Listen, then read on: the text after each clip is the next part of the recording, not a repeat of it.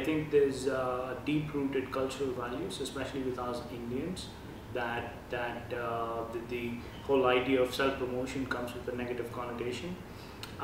It's got a lot to do with how women are brought up, not just in India, globally. That their the whole concept of, again, self-promotion is not something a woman is supposed to associate herself with. So I think women these days recognize the importance of doing it. Most times are unsure about how to do it, and sometimes come across not being very sure of themselves. Okay.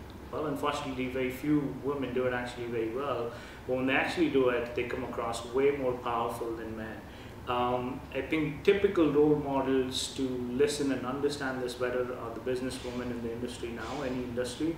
If you see someone on top of a food chain in any industry, that's a woman, rest assured, she would be great at this. More locally, I think the folks that resonate well with me are Kiran Bedi, perhaps someone with the likes of Usha Uttar. I think these two are phenomenal examples of Indian women that do a really good job. The disturbing part is men could do it better as well. They do not do it consciously, which leads me to sound very sexist, but I believe in what I say, that they're actually naturals at this. And again, it's the same thing we talked about earlier, the way we brought up, the way men are groomed, going into schools, going into colleges, getting to work. I don't think they give themselves, I don't think the families and friends give them an option but to be successful. And I think subconsciously it's built in them, and they find a need, whether they acknowledge it or not, they tend to do it better, which is unfortunate. We've got to change that. So this is predominantly the reason why men and women shy away from doing this. And I think the first step to understanding what to tell people starts with yourself. Who are you? What do you want to be famous about? What is your brand? And once you understand it, the fine line between being pompous and truly tooting your own horn, the giving information to others about true facts, which is about yourself, about your accomplishments, and about your skill set, that's tooting your horn.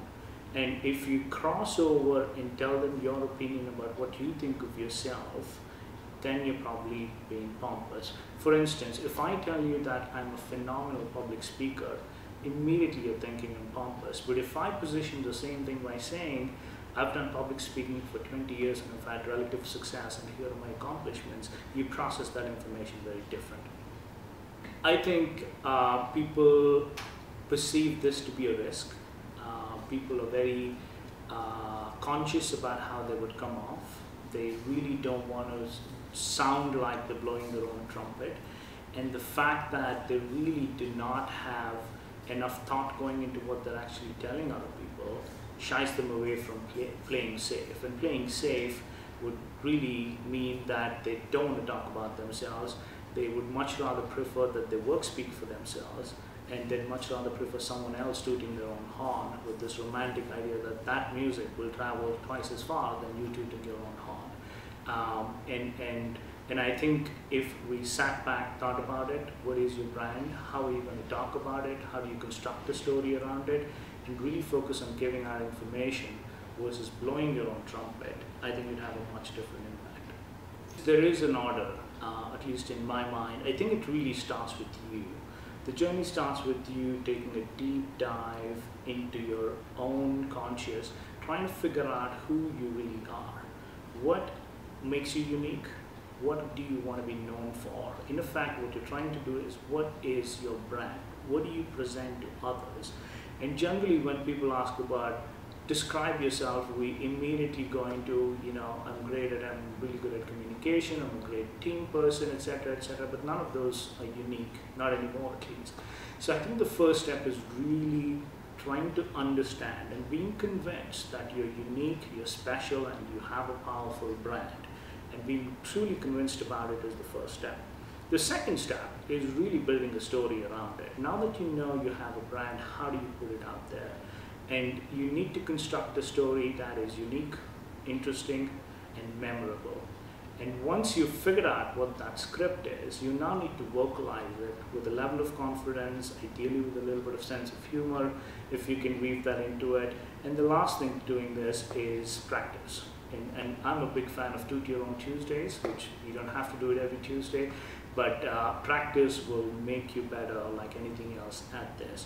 And practicing it with a different set of audience, somebody that's your boss, somebody that's in your family, somebody that's your friend's friend, to position this and being unique and interesting makes it very important. And once you do this and you keep at it, you'll get good at it like anything else. The first impression I want to make, I want it to be strong. And it's no different than anybody else thinking about their own self-promotion.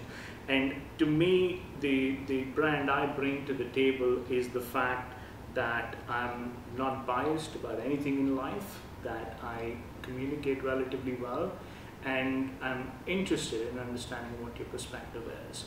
So given that, you know, I feel like if I put myself in a position where I make for an interesting conversation, whether I'm talking about myself or others or from what I've done.